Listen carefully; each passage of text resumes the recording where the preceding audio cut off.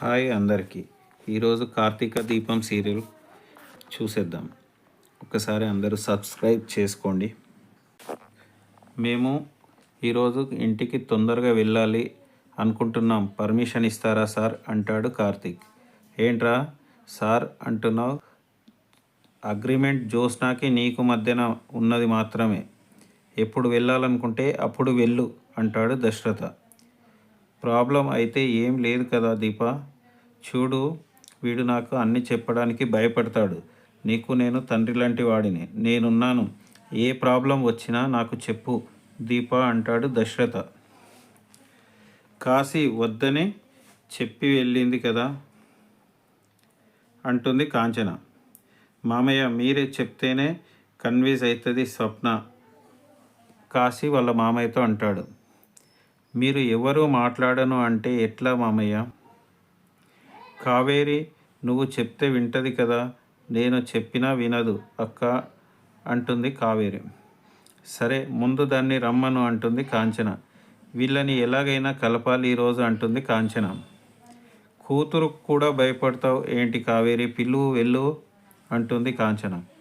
నా కాపురం నిలబెట్టుకోలేకపోయినా నా అల్లుడు కాపురం నిలబెడతాను అంటుంది. పెద్దమ్మ పిలిచావంట అంటూ వస్తుంది స్వప్న. ఏంటి మేము వచ్చి కూర్చుంటే మమ్మల్ని కాదని వెళ్ళిపోతున్నావు?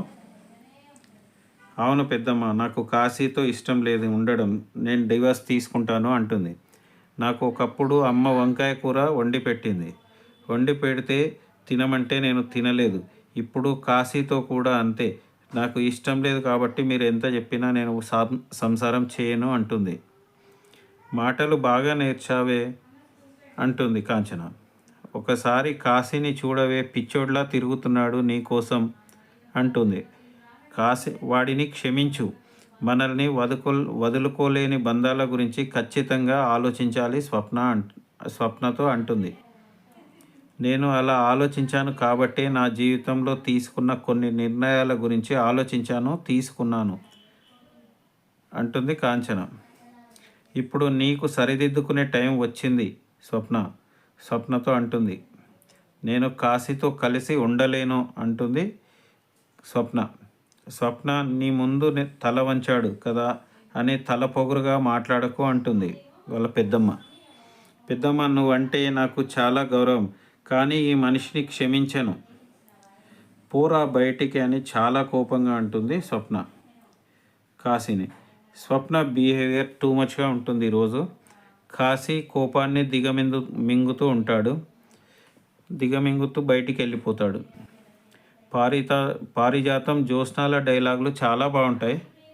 జ్యోత్స్న అంటుంది, ఇంట్లో నాకు నువ్వు మాత్రమే ఉన్నావు అనుకున్నాను, నువ్వు కూడా లేవైతే అంటుంది. నువ్వు కూడా మారిపోయావు, నేను ఎవరి పార్టీలోనూ ఎప్పటికీ కలవనని, నా కొడుకు దాస్ అంటే నాకు ప్రాణం అంటుంది పారిజాతం. ఈ బాధ మాటల్లో చెప్పలేను దీప, కన్నీళ్ళు వస్తున్నాయి. దీపతో కార్తీక్ అంటాడు. కార్తీక్ దీపాల సెంటిమెంట్ ఫైనల్ టచ్ చాలా బాగుంటుంది, ఎమోషనల్ ఉంటుంది. చూడండి అందరు కూడా, చాలా చాలా బాగుంది సీరియల్.